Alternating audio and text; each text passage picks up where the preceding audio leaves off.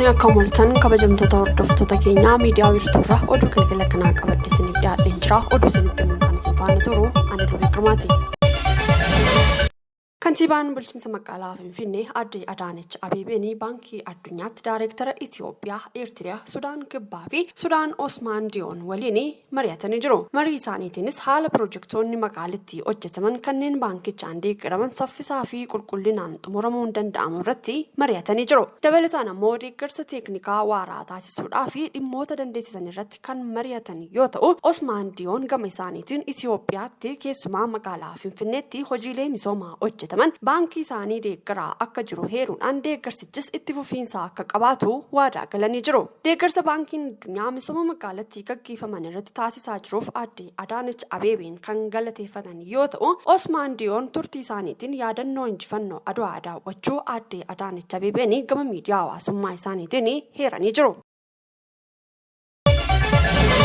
Meeshaaleen kontiroobaandii qarshii miliyoona 407tti tilmaamaman qabamuu komishiniin gumrukii beeksise. Komishinichi hordoffii to'annoo guraandhala 8 aga 14 bara 2016 taasiseen meeshaalee kontiroobaandii galii qarshii miliyoona 263.1 fi meeshaalee kontiroobaandii daldala alaa qarshii miliyoona 144.1tti tilmaamamu waajjiraalee dameelee isaatti qabamuu ibsee jira. Meeshaaleen to'atamanis uffataalee, meeshaalee elektirooniksii, buna, qorichoota, meeshaalee faayaa, jimaa, baala sammuu adochuu qaamolee jijjiirraa konkolaataa, zayitii nyaataa fi maallaqa biyyoota garaagaraa ta'uun isaa eeramee jira. Dabalataan ammoo meeshaalee kontiroobaandii daddabarsuudhaan kanneen shakkaman shakkamtoota 19 fi konkolaattonni 6 to'annoo jala oolfamuu ragaan komishinicharraa argame ni mul'isa.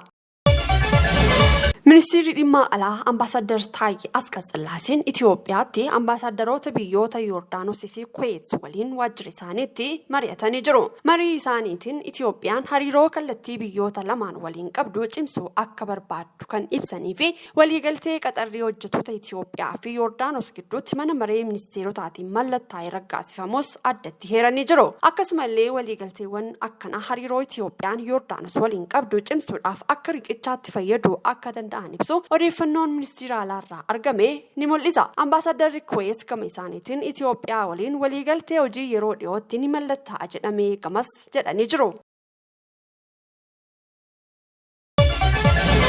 Daddabarsa seeraan alaa namoota irratti kanneen bobba'an shakkamtoota 3 fi godaantonni 117 to'annoo jala oolfamuu poolisiin federaalaa beeksise. Godaantonni to'annoo jala oolan hedduun isaanii guddattoota umurii waggaa 15 hin caalle yoo ta'an naannoo Oromiyaa naannawaa garaagaraatti daddabarsitootaan gowwoomfamuudhaan naannoo Somaaleerraa gara biyya alaatti baafamuudhaaf wayita yaalanitti Toogoo Wacaaleetti to'annoo jala ooluun ibsamee jira. Hawaasnis yakka daddabarsaa namootaa seeraan ala mudatan saaxiluudhaan itti gaafatamummaa isaa akka baatu waamicha dhiyeessuu ragaan poolisii federaalaarraa argame ni mul'isa.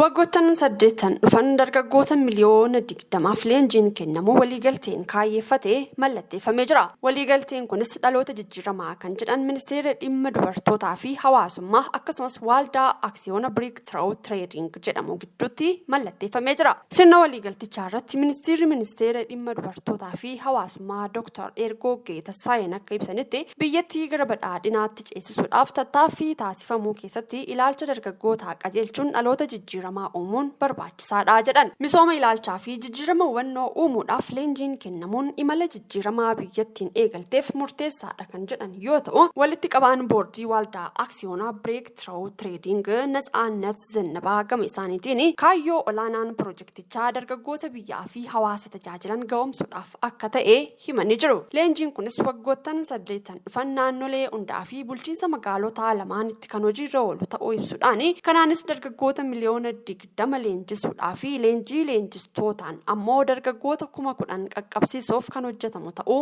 dubbatanii jiru. Baankiin misooma Afrikaa pirojektoota fuulduratti hojiirra oolaniif deeggarsa itti fufiinsa qabu akka taasisu ministeera maallaqaa obbo Ahmed Shiideen gaafatan. Obbo Ahmed Shiideen daayireektara baankii misooma Afrikaa Joonaataan Nizaayikooreerraa waliin mari'atanii jiru. Marii isaaniitiin obbo Ahmed Shiideen deeggarsa baankichi Itoophiyaa fi ardichaaf taasisaa jiruuf galateeffachuudhaan akkasumas damee faayinaansii fi ijaarsa dandeettiin hojiilee hojjetamaa jiraniif deeggarsa baankichi taasisuu fi galateeffatanii jiru. Pirojektoota fuulduratti hojjetaman gaafatamanif tumsaa taasisuu fi cimsuu akkasumas deeggarsa itti fufiinsa qabu akka taasisuu obbo Ahmad Shideen gaafatanii jiru. Joonataan Nizaayikooriiraa gama isaaniitiin baankichi bu'uuraalee misoomaa Itoophiyaaf bishaan qonnaa agroo indaastirii akkasumas dhaabbilee garaagaraatiif deeggarsa taasisuu dubbatanii jiru. Akkasumas baankichi fuulduratti deeggarsa dhaabbilee mootummaa fi dhuunfaaf taasisuu irratti ibsa kennuun ragaan ministeera maallaqaarraa argame ni mul'isa. Kan hordofaa turtan miidiyaa wiirtuurraa oduun galgala kanaaf qabannee dhiyaanne kana fakkaata. Yeroo gaariin waliin qabaattanii ulfaadhaa jechaa miidiyaa wiirtuurraa qophii waliin